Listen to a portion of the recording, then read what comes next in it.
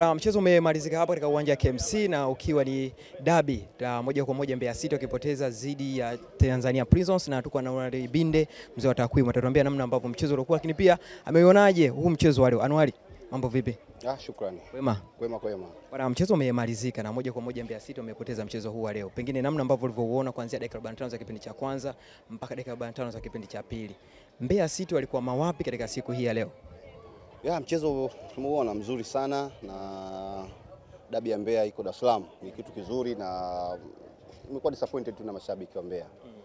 Watu wa Mbeya wako wengi sana hapa, lakini wamejitokeza wachache kwenye uwanja, lakini ndani ya pitch kitu ambacho wamekifanya Tanzania Prison kimewanufaisha. Kwa nini? Walikuwa wako very direct. Unajua uwanja nyasi bandia kama hujauzoea unasumbua kidogo.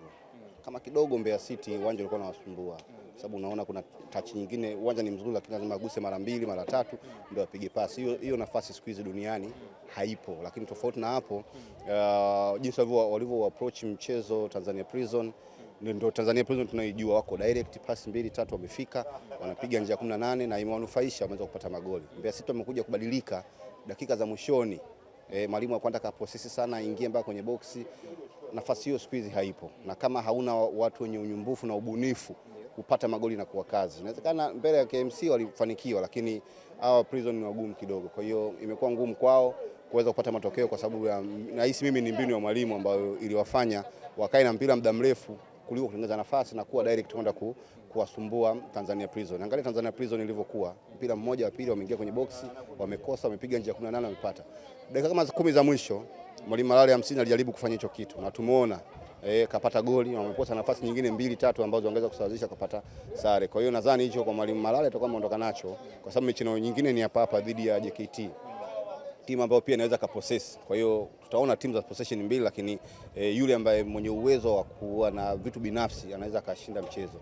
Ni mechi ambayo Tanzania Prison amedeserve kushinda leo jinsi alivyocheza. Nitakuwa sahihi nikizungumza kwamba mchezo umekuwa mzuri, lakini umekosa kuwa na idadi kubwa zaidi ya mashabiki kama ungechezwa Mbeya.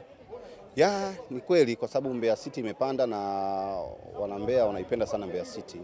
Prison inapendwa sana. Mimi nimeishi Mbeya, lakini Mbeya City ni ipo sana moyoni mwa wananchi wengi. Kwa hiyo ingekuwa ni rahisi kwao kwenda kujitokeza kuliko kwa Dar es Salaam. Na leo kumbuka ni juma ngapi? Jumanne, siku za kazi, watu kuacha shughuli nayo na kuwa kazi kidogo kwa kuja saa 10 na nini. Inawezekana factors ziko nyingi, lakini kwa Mbeya nadhani ungekuwa ni mchezo ambao umejaza mashabiki na hisia, kwa sababu Mbeya City inafanya vizuri mpaka kabla ya mchezo ilikuwa inaongoza ligi.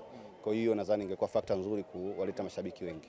Namna ambavyo umeiona Mbeya City licha ya kupoteza mchezo huu wa leo, lakini kocha Malale 50 care na hiki ambacho anakifanya akiwa na Mbeya, timu ilikuwa imeshuka lakini amepanda nayo na mpaka sasa hivi kwa ligi kuu. Unaiona hii timu kuelekea pengine duru la pili, utaona itakuwa sehemu gani sasa hivi? Ni timu ambayo kwa jinsi ilivyoanza haionyeshi dalili ya kushuka.